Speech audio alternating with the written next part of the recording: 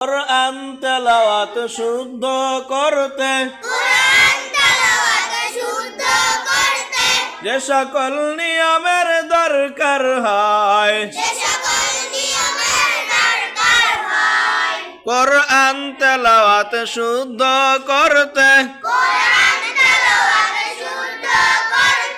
যে সকল নিয়মের দরকার হয় ওই সকল নিয়মগুলিকে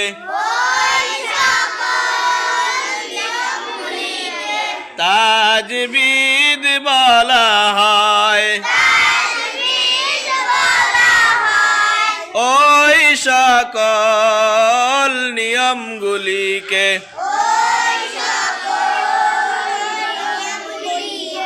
তাজবিদ বলা হয়।